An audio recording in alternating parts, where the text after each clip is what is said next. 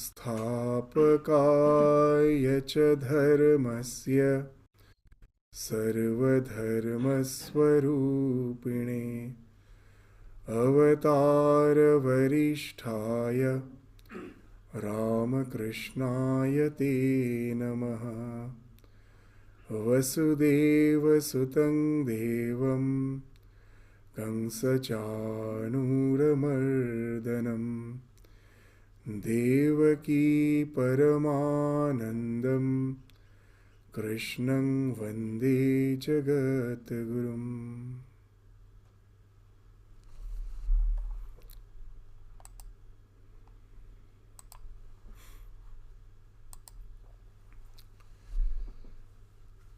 So, today we will enter into the section in the 6th chapter of Bhagavad Gita, where we find Arjuna is asking a question as if in behalf of all of us.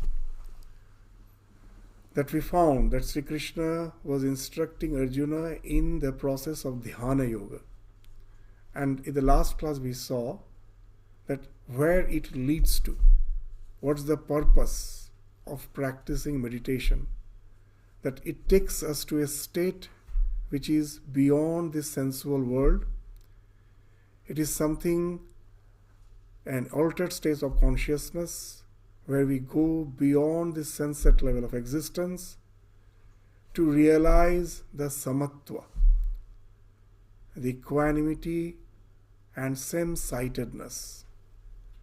That the entire universe as if merges into me, and when I come out of that state of meditation, of samadhi, the ultimate achievement in meditation, where the dhyana, dhyata, dheya has merged, has collapsed, that I am meditating, that sense also has fallen off. You have become as if one with the object of meditation. That's where my amness still exists, but it's lost the sense of locality. It has gone beyond the perception of time, space, causation. You are aware of her existence, which is beyond the time, space, and causation. The entire universe is as if merged in you. You are only aware of that unadulterated, non-dual consciousness with which you are one. And from that state, there is Vyuthana, you do come back. The mind again comes back to this sensate world of existence. But when it comes down, your total vision has changed. Your total paradigm has changed. You no more see the world as the world of name and form. You realize it is something which becomes your conviction. It's no more just an intellectual accent. It is no more an intellectual consent. It's a matter of your realization, conviction. You become Dhrida Nishchaya. What's that? That this world is nothing but the projection of the divine, which I have realized to be one with it in the state of samadhi. And from that ensues samadarshitva, same-sightedness. Now when we hear this, the very first question that comes to our mind, is it possible that such a high ideal has been spoken of by Bhagavan in Dhyana Yoga, that we find in our day-to-day life just to control our mind? This monkey mind, so restless. If I try to control, then I find what a pitiable situation I am in. It is so difficult to rein this turbulent mind.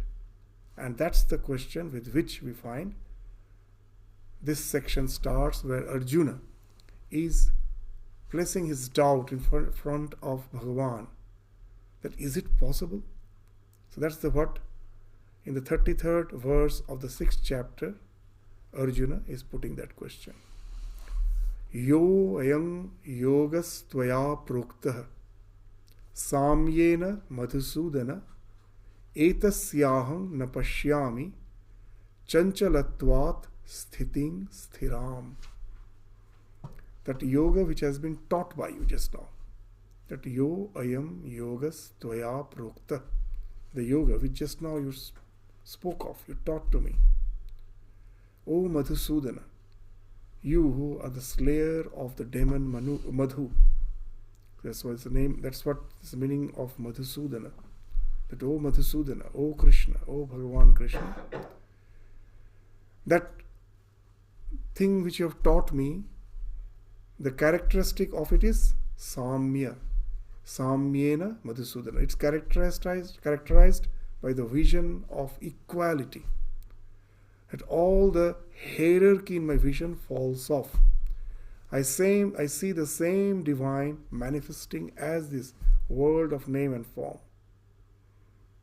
Just as in the Gospel we find Sri Ramakrishna in one place is indicating, just the way you see the wax in a model made of wax. It's a model of a city where there are many buildings, where there is school, auditorium, the council building, all the facilities, everything in that model is representing a town, but they're all made of wax. Just the way you realize that everything is made of wax. Only the name and form differentiates it, and then we give them a name. This is a building, this is a place of recreation, and all those names we give. Just it's a name and form. Vacharambhanam namadheyam mrittika ityeva satyam, as in the Chandogya Upanishad.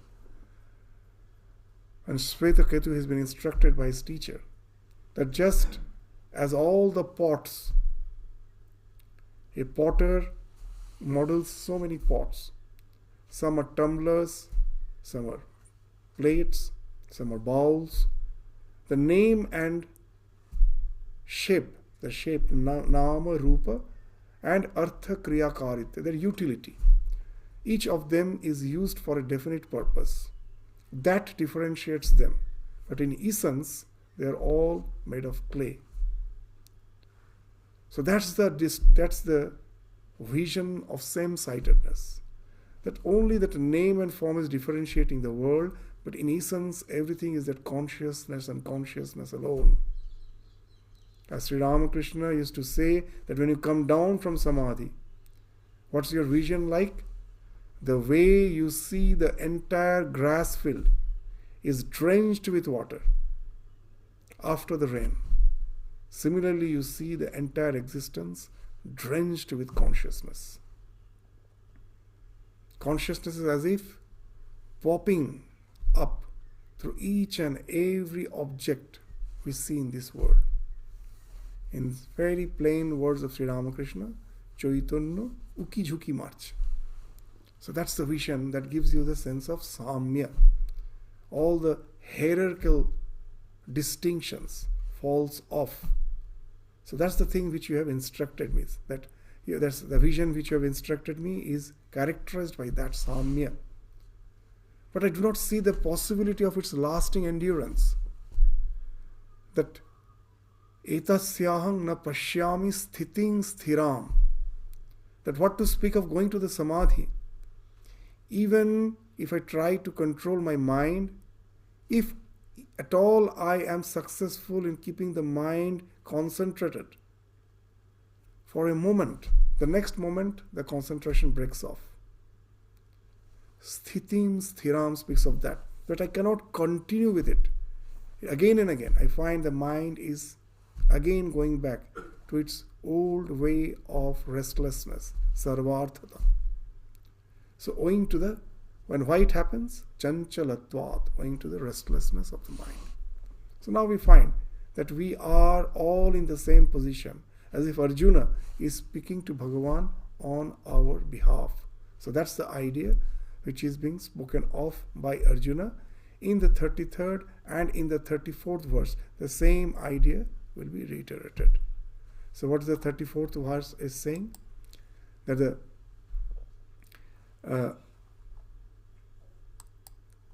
Chanchalang hi manah Krishna Pramathi Valavadriram Tasyahang Nigrahang Manye Vayo Rivo Sudushkuram.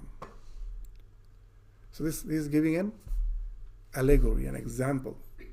Just the way it is so difficult to hold on to the wind. Turbulent wind is blowing. Can you hold the wind? It is almost impossible. Our mind is like that strong wind. We try, it is impossible to hold. It is just creating the turbulence. So that's the idea. Tasyahang nigrahang manye vayo riva. Just the way it is almost impossible to control the wind, the air. So vayo riva sudushkuram. Sudushkuram is impossible. What is impossible? Chanchalang himana Krishna. This mind is so restless. Pramathi valavadrivam. That I find there is no control over it. It sways me along with it by tremendous force. It has a tremendous power. And I find I am almost helpless. Valavat. It forces me to the way it feels it wants to take me. It is constantly dragging me. It is my master. I am not its master. The mind as the master is the most tyrannical master. The task is to make it our servant. If I can make it my servant, it is the most obedient servant. So this tyrannical master, what it is doing, it is extremely strong and unyielding. It is constantly as if dragging me in all the situations of life. And now you speak of going to samadhi. How is it possible? Tasyahang nigrahang manye. To control that mind, nigraha. To bring that mind under control, I think is as impossible as trying to control the wind, the strong wind. So that's what Arjuna is saying. So now here in this context, Bhagavan will be instructing Arjuna, through Arjuna, to the entire humankind, that what's the way out. Yes, what you say, I do agree. It is very difficult, but it is not impossible. We need purity, patience, perseverance. These 3P which Swamiji speaks of as the be-all and end-all of our spiritual journey. Purity, patience, perseverance. About what we have to have that patience? About our practice. What's that practice? Now Bhagavan in the next verse will be speaking of the practice. The entire spiritual journey, its practice is standing in two pillars, two basic pillars. What are they? Abhyasa and Vairagya. That Abhyasa and Vairagya, how can it can be understood? That we do in our spiritual journey think of Abhyasa. Some practices we try to adopt in our day-to-day life. Many of us.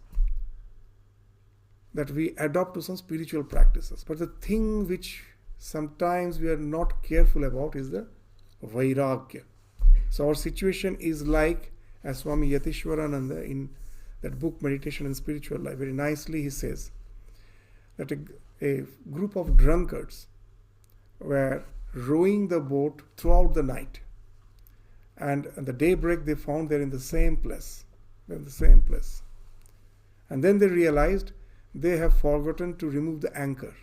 The anchor was still there and they were rowing throughout the night and they were in the same place. And that's what is our situation. That removing the anchor speaks of Vairagya. And then the rowing can help us. It can take us to the destination. Without that, we can never go to the destination.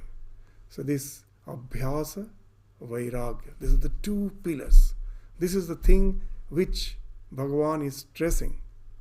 That if with perseveringly, with patience, you continue in this journey, this Abhyasa and Vairagya, these two are the pillars of purity. You develop that purity through this, and you have to be persevering. You have to be patient about it. And know it for certain, the thing which appears to be almost impossible is not impossible. It is difficult, but it is possible. It will take you to that goal. So now, Bhagavan, what is saying in the 35th verse? Sri Bhagavan Uvacha Asankshayam Mahavaho Mano Durnigraham Chalam. Yes, what you say, I agree to it. I won't say that yes, you are weak. It is possible for some fortunate ones. No. In general, for all, it is something without doubt is the fact of life. Everyone knows it for certain. Asankshayam, without any doubt, know it for certain. Mahabaho, O mighty armed. Bhagavan always chooses the word. Sometimes he is speaking Arjuna as Arjuna, sometimes he is using the word Mahabaho. Yes, you may be mighty armed. You have tremendous strength as far as the physical strength is concerned. But just see how pitiable you are with your mind. That it is easy to gather physical valor, physical strength. But know it for certain, it is a big challenge to control the mind. So that's why he's using the word Mahabaho. Oh, mighty armed. Yes, you may be mighty armed. You may have all the worldly achievements with your physical strength, even with your intellectuality. But still, to develop that faculty of focus, concentration is not easy. So, O Mahabaha, Asankshayam, know it for certain, Mano Durnigraham Chalam, that this mind is restless and difficult to control. Chalam, it is always moving. Durnigraham, to control, to pull the reins of the mind. I know it's very difficult. But, Asabhyasena tu Kaunteya, but know it for certain that it is not impossible. It is difficult, but it is possible. You have to work hard. Through what? Abhyasena tu Kaunteya Vairagyena cha Grihate. Abhyasa and Vairagya. So this through Abhyasa and through Vairagya, it can be, Grihate means achieved. You can achieve it. You can achieve that goal. So that's the idea which the 35th verse is seeking. Now here, Bhagavan is speaking of the entire spiritual gamut, spiritual journey. Abhyasa, Vairagya. These are the two practice. Actually, it's throughout the Bhagavad Gita. We will find whenever Bhagavan is speaking of the spiritual journey, maybe he is using the different language, but if you just go to the idea behind it, you will find everywhere he is speaking of these two, Abhyasa and Vairagya. First comes Vairagya, and it should be followed by Abhyasa. So what these two practice actually means. Now if I see my mind, that what the mind is, as we say, this mind is not a single mind. It is constituted of innumerable mental modules, which we have developed in the process of evolution. How we develop these mental modules? Just that example which we give again and again. Through the microscope, you are watching in a petri dish the microbes moving randomly. You give some nutrition, they gather direction, they start moving towards it. So this is a particular mental module, growth module. What is that? That when I get identified with the body-mind complex, the microbe, which in essence is the Atman, is the Brahman, has now got identified with the microbe body, and now it thinks there is someone who is saying that you are eternal. To realize that eternity, I am mistakenly trying to realize that eternity through the body. That's the mistake I am doing. Actually, I am already eternal. The moment I get identified with that body, now I try to realize that eternity through the body, and as a result, anything which is favorable for the existence of the body-mind complex, I get drawn towards it. So that's the growth mode. I'm getting drawn towards it. So a particular mental module is formed, that anything which is favorable for the growth of this psychophysical existence, I develop a growth module. For a particular stimuli, there is a particular response. If it is a nutrient, I'm drawn towards it. If instead of nutrient, I put some toxin there, if there is some toxin, you'll find the microbes are all going away from it. So that's the protection mode. That's there is danger. I have to either fight or take flight, run away from it. So that's the protection mode. I have to protect myself. So that's the two basic mental modules which has formed. And in the process, there are so many other mental modules starts forming, like kith and kin module. That for my own protection, I find that when I am together, it helps me to sustain myself. So that's why this idea of staying in group develops, to help each other, have synergy in our existence. So like that, innumerable mental modules goes on developing in the process of evolution, and our mind is a set of that. But very interesting, at a time, only one module gets activated, other modules are all dormant. And whatever stimuli response conditioning is for that mental module, that particular mental module which got activated, it has a particular stimuli response conditioning. So it will respond to the external circumstances, to the stimuli in a particular way, but the mind has a wonderful capacity. The left hemisphere of our brain, they call is the propaganda machine. It is the language brain. It will immediately create, it will interpret your action, reaction in two ways. What? It will say that it is you who are deciding. Actually, the mental module has decided, but it gives me the feeling I am deciding. I am the karta. That's how that propaganda machine is working. And not only that, it is trying to convince me I am the doer. At the same time, it is trying to convince the entire world that I am the doer. This is how we are being deceived by the mind at each and every instance of our life. We are not the doer. Now the question comes, what mental module gets activated? That I am not deciding, no one is deciding. As per the external circumstances, a particular module gets activated. It is external circumstances that decide which module will get activated. And it has a fixed response. It will respond, making you feel that you are taking the decision, at the same time making the world feel it is taking the decision. Now there are innumerable such mental modules in our mind, but all don't get activated at a time. They say in Yoga Sutra this has been described very vividly. That when we are born as a human, previously we were born in some other species, but in Janmantarvada, in the idea of reincarnation, that when we are born as a human, we will be born with a set of vasanas. There are innumerable vasanas in my subconscious mind, but all won't be available for me in the human birth. As per the jati, as per the this ayu, as per the species, the jati, ayu, bhoga.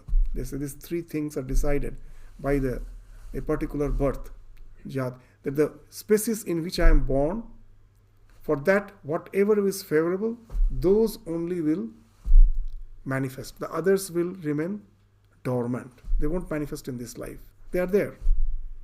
That example, that funny example which we give again and again, that suppose in some previous birth that we were some cattle and the grass was the thing on which we used to feed. That was something which we really liked. If the vasanas are something which never gets deleted from our mind, it is there stored in my mind, then why as a human being, seeing the grass, I don't salivate? I'm supposed to salivate because that impression is there in my mind. You say, as per Janmantarvada, as per the theory of transmigration, that I was some other creature. I went through all the yonis, all the previous spaces I have gone through. At last I have got this human birth. The impressions of those previous spaces is there in my mind. Nothing is lost as sanskaras. Then seeing the grass, I am supposed to salivate, but I never salivate. I never feel attracted to the grass. So that's what Yoga Sutra is saying very nicely. That vasanas are two types, Vyakta Vasana and avyakta vasana. Vyakta is manifested. That whatever desires or whatever samskaras, this lateral all the subconscious impressions in the mind, which are favorable for this birth, for this human birth, they will be manifested in this life. Other are avyakta, they are all hidden. Now comes the question of vairagya. That yes, of all those vasanas, some may be very strong. I am obsessed by them. Just take a drug addict. He is obsessed by the drug addiction. Or a wealthy person is obsessed by wealth. He finds that it is really has become a cause of deterioration as per his mental health is concerned.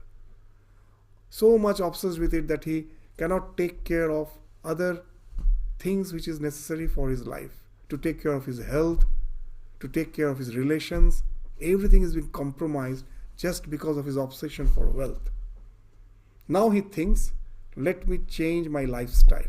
And for that, to a certain extent, I have to be very, very disciplined. After particular hours, I won't go for work and simply just be engaged in earning money. Let me try to restrict myself. This speaks of renunciation. I have to control myself for any desire it may be. But very interesting, I can take care of controlling the desires only of those desires which are manifested. There are many which are unmanifested. I cannot take care of them even by conscious attempt. I cannot take, they are already there. Unless they come to the picture, how can I take care of them? But for the vyakta vasana, I have to take care initially. Why? Because the meditation which Krishna has spoken of, Bhagavan Krishna has spoken of, that needs a calm mind. If the manifested vasanas are disturbing my mind, the question of meditation doesn't come at all. So vairagya is required to calm down the mind by taking care of all the manifested desires. And that in the modern psychology speaks of as delaying of your gratifications. That is something which is beneficial not only in spiritual life but also in our day-to-day secular life. The delaying of the gratification. The moment I feel this urge for gratifying something, no. I delay them. I just suspend them. This needs a particular capacity. So how, and that has to be developed. Otherwise my mind is always agitated. Constantly it is pulling me, dragging me in this direction or in that direction.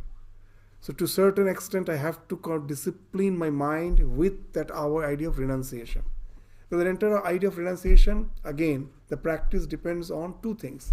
One is to a certain extent willpower, and another thing is called pratipaksha bhavana. These two things in Yoga Sutra they speak of. The willpower. That sometimes we think that the willpower is something is useless. It cannot be developed. Just like the one who is addicted to smoking, they say that the most easiest thing is to renounce smoking. Why? Because I have renounced so many times. So many times he has gone on renouncing the smoking. He renounces, again he starts, again he renounces. So it's the easiest thing. Many times I have renounced. So that's the condition in which we find ourselves. There is really that increasing the willpower possible. So even in modern psychology they say yes, that to a certain extent we can develop the willpower. How? The same way we build up our muscles, the same way the willpower can be developed. You know that we think that we go to the gym, work against the weight and our muscles are built. No. It is actually the feedback mechanism by which the muscle is built. When I am working against the weight, I am destroying my muscle cells. I am not building them. I am destroying them. The stress destroys the muscle, kills the muscle. Now when I come back from the gym, I find my muscles are strained. I take a rest, a bit rest, maybe for 1 day or 2 days. And then when I go back to the gym, Again, I work against the weight. I find that I am performing much better. Wow, how it has happened? That when my muscle cells were teared off because of tremendous strain it was going through, now when I was taking rest, it was rebuilding again itself. When it was rebuilding, the cells also have brain. They were giving, the instruction which was given to them was, don't build the exact number of muscular cells which you had previously. Because now this part of the body is going through some strain, repeated strain. To cope up with that strain, we have to have more number of muscle cells. So we have to multiply at much faster rate so that it can grow. So now actually the strain I was going through in the gym was a feedback which enabled the muscle to grow. It was not the act itself, it was a feedback which the body got. The willpower also develops in the same manner. With the example of fasting which we give again and again. So for the first time who is fasting, they know that in your regular hours of taking meal, suppose in the lunch time, from the morning I was fasting, it was okay. By lunchtime I find it's almost impossible. The pangs of hunger is so strong. I feel like yielding to it. But now I have taken a vow that I will fast till night, because Shivaratri puja is there. The puja is at the night. I have to fast. That's the thing which has been vidhi. This is prescribed. Why it has been prescribed? Is it some meaningless vidhi? No. You will find there's a reason. What's the reason? Now if instead of yielding to that pangs of hunger, I continue with my fasting, I may feel, oh, for an entire night I have to go through this tremendous pain of these pangs of hunger. But no. Once you don't yield to it, after some time you will find the pangs of hunger has gone. It's no more there. And then you can continue throughout the night without having that tamasic feeling, heavy feeling. Because once you take the food, you cannot keep your mind alert. You're neither tamasic, your mind is in a very pure state, sattvic state. Your body is very light and alert. So that's why actually the fasting has been done. That at night when you are doing your worship, you are equipped with that mind which is fresh, alert, light. How it has happened?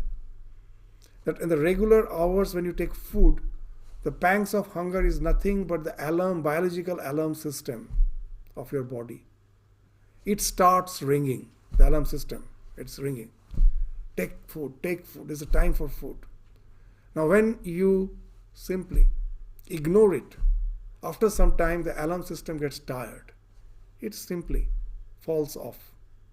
And now you don't feel the pang anymore. This is the idea of delaying the gratification. It's not that you can fast eternally. But now, for another few hours, maybe till the night, the pangs of hunger won't come back. Now just see that what has happened. The same thing, the feedback mechanism has worked. That when I was not yielding to the alarm system, biological alarm system, after some time it got tired. Why it got tired? Oh, what's the use of constantly pestering him that take food? It's not listening. So it falls off, it gets tired. That feedback mechanism makes it fall for some time. And then you find your body is light, you don't feel the pangs of hunger. At the same time, as you have not taken food, you don't feel that heavy sensation, that need to go for sleep. You're quite alert, light, feeling light. So your mind can now be very much focused. Sattvic, with the sattvic mind, you can now worship. So this is one of the characteristics of Vairagya.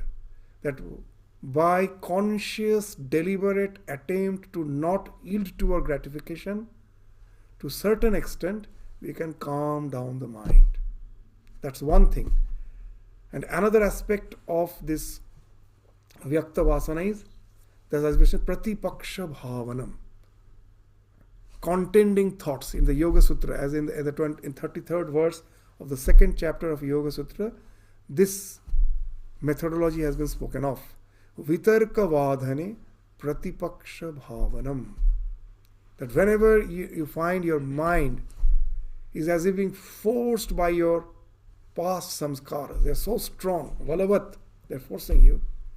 One is to a certain extent practice willpower, and the other is constantly try to raise in your mind the contending thoughts. That after all this immediate gratification, what I am going to achieve through it? Nothing. I am just going to have some short-term gains.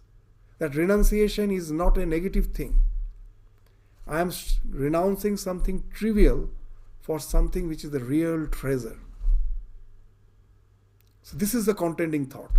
That if I yield to it, that immediate the sensate pleasure which comes from immediate gratification, I will get.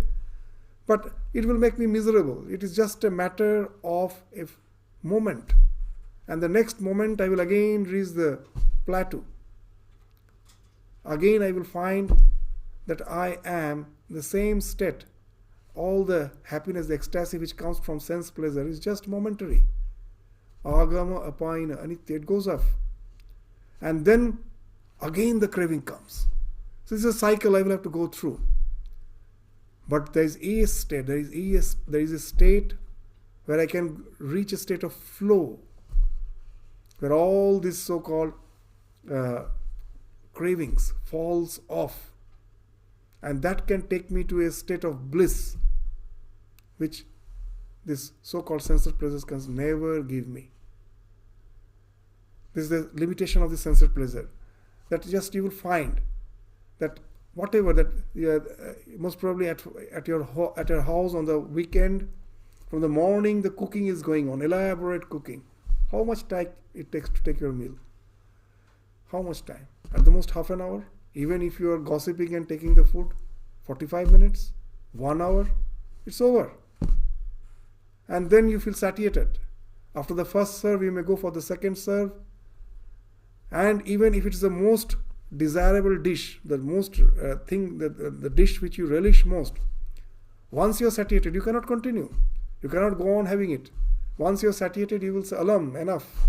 You cannot continue with it. So that's the limitation of all the sensate pleasure. But there is another pleasure that comes from a state of flow. In the modern psychology, they say, what's that flow? That when your skills meet the challenge, let us forget about meditation. Suppose I am learning a musical instrument.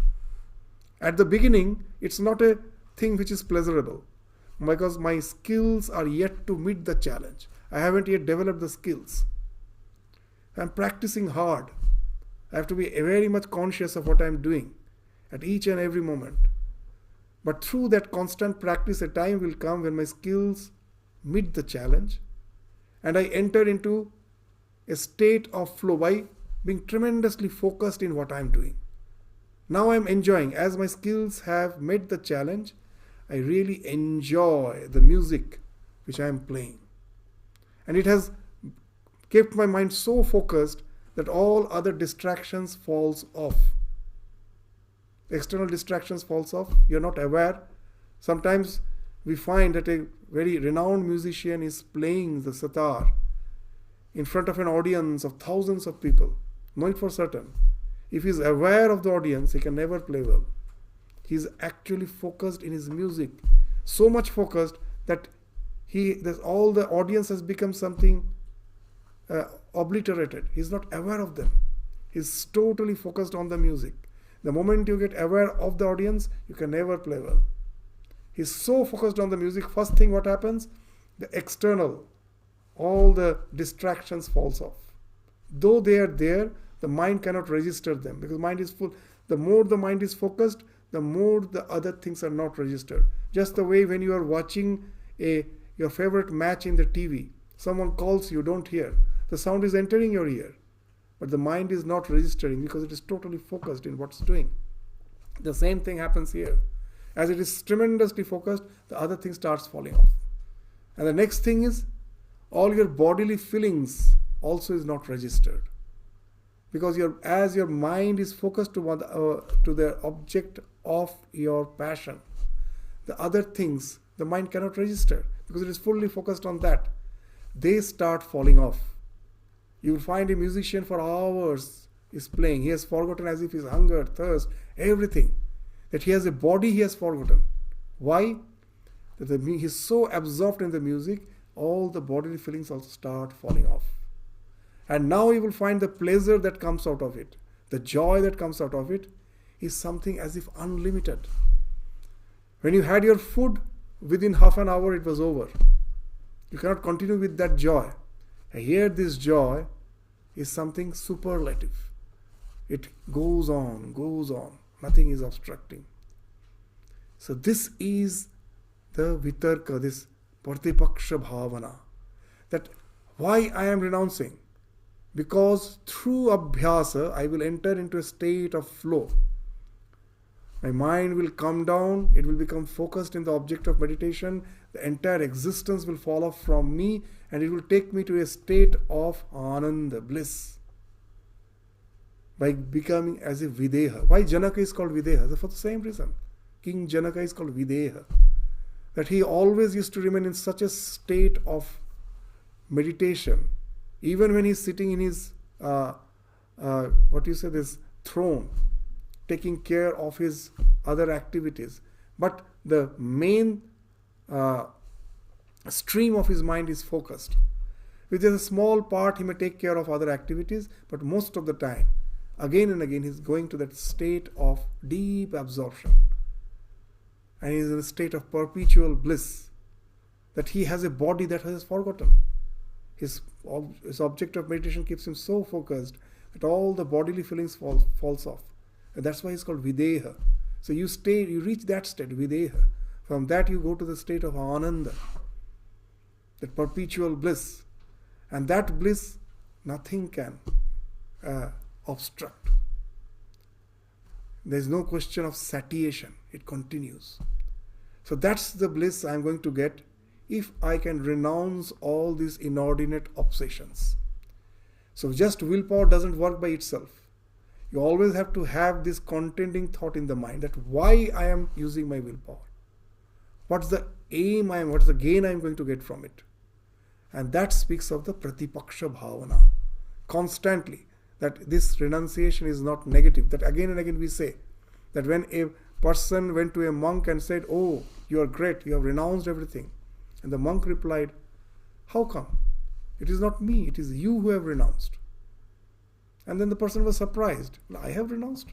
And then the monk replied, "See, you have renounced something which is the real treasure for something, all the trivial things of life. For all the small trivial things of life, you have renounced the real treasure. And I have renounced the trivial things for the treasure." Now, whose renunciation is greater? Your renunciation is greater. You have renounced the real thing for the small trivial things. So it is you who are the real renouncer. So here also the same idea, that vitarka bhavane pratipaksha bhavanam. That you know that by delaying of, even in modern psychology, that is the thing which they say. That when you are developing the power to delay your gratification, no, that such faculty helps you to be established in life, not even your IQ. If we have an idea that the one who is having high IQ can flourish in life, they say no. High IQ is secondary. Primary is the power to delay your gratification. The famous experiment, the marshmallow experiment, speaks of that. You give a marshmallow to a small child and then you say, "Wait for another 10 minutes. I will be going out for some work. When I come back, if you are still waiting with the marshmallow, I will give you the second marshmallow." All children like this marshmallow. They say, "Yes, of course, I want the second marshmallow." But in that experiment, it has been found that most of the children yields to the craving. They cannot wait for 10 minutes. They somehow grab it before he returns. Only a few somehow managed. And they kept it. The so-called psychologists kept track of all the children on whom this experiment was done, and they found interesting thing. After 10 years, 15 years, when either they are in university or they are already established in life in their profession, it was found that those who had the power to delay their gratification, those few ones, they have really excelled in life. not as per the belief that those who had high IQ they have established in life. It is actually those who had the power to delay your gratification. And then they try to find the reason, that what's the reason behind. The reason is very simple. That those who have the power to delay their gratification are not myopic, not short-sighted. That we are all short-sighted. We can just see what's near me. We cannot see what's far away from me. That's the short-sightedness. That they can see the immediate pleasure. They don't wait. That if I wait for 10 minutes, I will get second marshmallow. I lose sight of it because of my intense desire and immediately go for the gratification. But if I wait, I can get something more. And this faculty speaks of getting established in life. That if I can wait, I will get something more. And that maintains my integrity. Whether it's our day-to-day life and in spiritual life, the same equation works. So this Pratipaksha Bhavana is the power to delay your gratification with that thought, contending thought. That I am not renouncing something precious. I am actually renouncing something trivial to get something which is precious. So with this, then only you can apply your willpower. Otherwise, willpower by itself doesn't work. It will create psychological issues if I use willpower without some motive behind it. It is going to create psychological issues. That's what the psychiatrist will say you, that yes, don't suppress your feelings. It is going to create some psychological issue if you don't have some higher ideal to sublimate those desires. It is going to create. But if this Pratipaksha Bhavana is something which complements the willpower, then you can really develop the capacity to delay your gratifications, get rid of certain gratifications, so that you can calm down your mind. But this I can do only with the Vyakta Vasana, the desires which are manifested in my mind. As we told, that our mind actually has many Avyakta Vasana. The thing which is manifested now, when it is abated, when somehow you have controlled it, you will find some other desires come. It's our experience. The mind never stays without desire. From somewhere or other, another desire becomes manifested. The previous desire was so powerful in my mind, the others were all dormant. Now when it is removed, another comes up. And now I really feel helpless as a spiritual aspirant, that how many fights I have to go through. One by one to take care of desires, that is as if it is unending. So that's why the second practice is important. First is that to certain extent as Vairagya helps us to get rid of the Vyakta Vasana. Vairagya means detachment, developing that power of renunciation. With that, for the time being, I have calmed down my mind, and now I have to resort to the practice of Abhyasa. What is Abhyasa? The practice of meditation. When your mind is calm now to a certain extent, as the immediate gratifications have been subdued,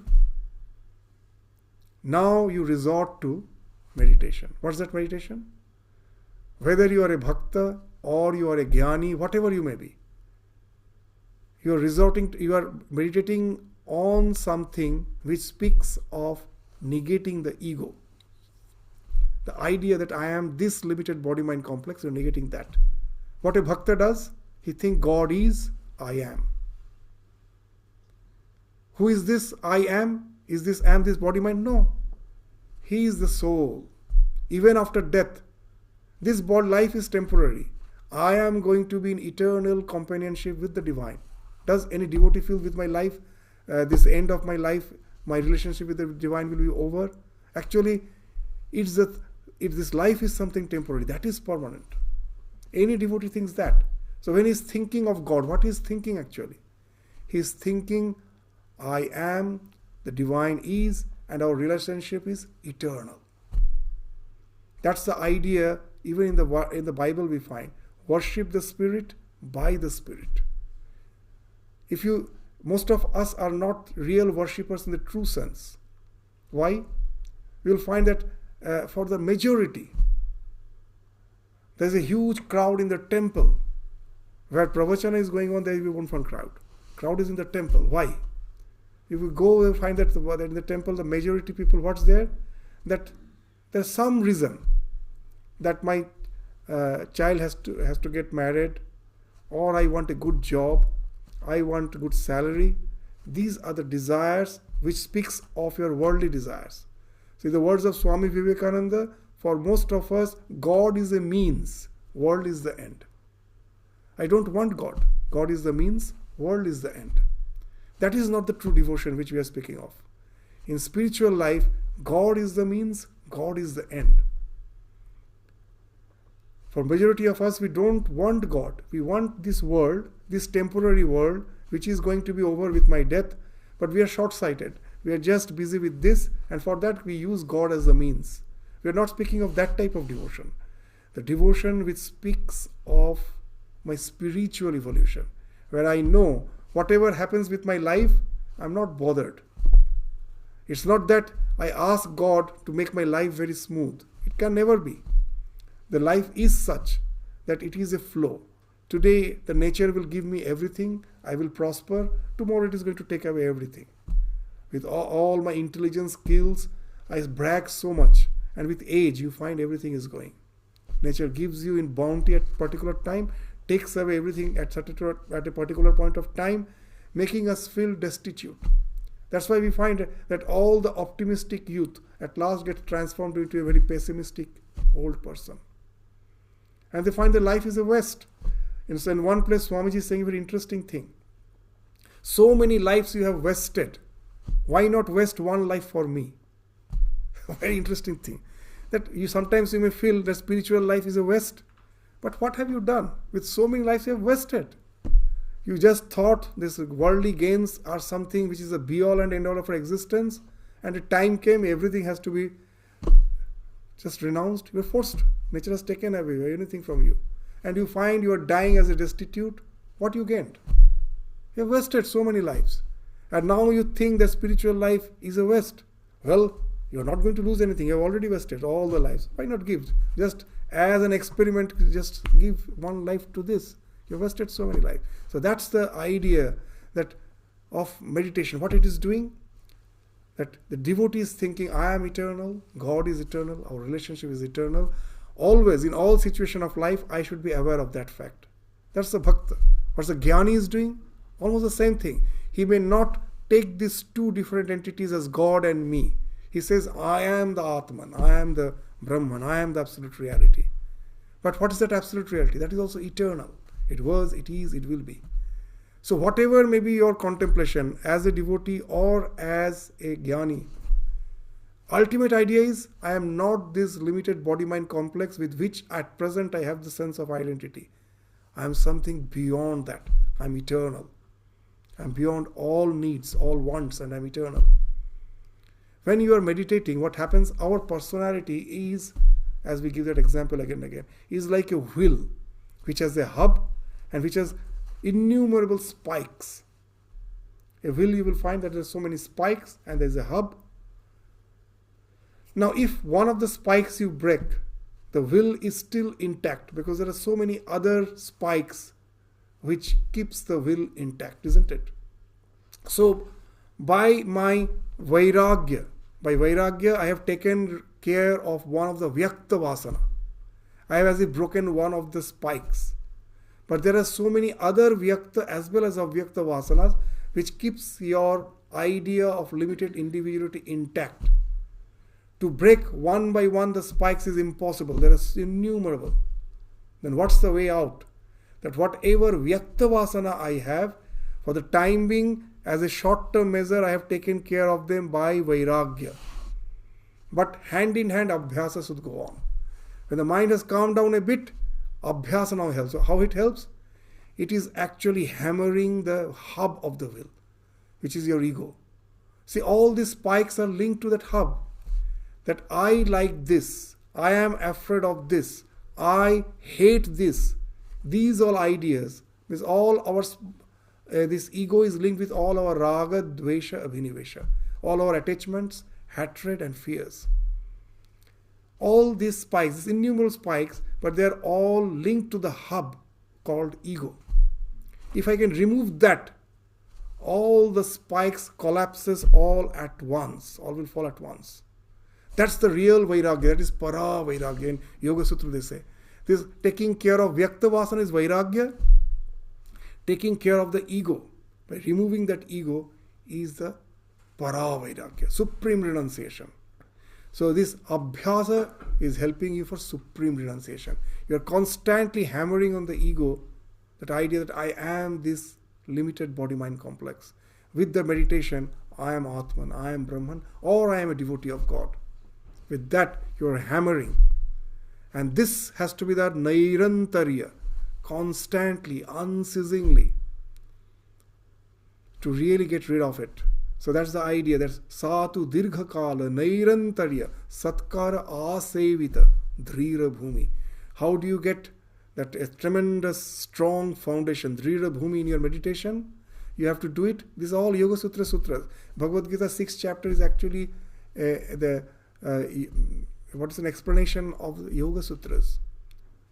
So this, you have to practice sthiti in that avastha. Tatra sthitau yatna abhyasa. You have to be sthitau. That not by leaps and bounds. Just today I meditate, tomorrow I don't meditate.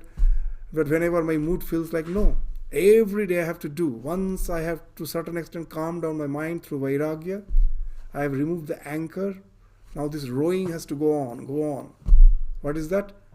That is through Dirghakala, for long time, Nairantarya, without interruption. Satkara Asavita, till I reach the goal, till I go to the other shore. This rowing has to go on.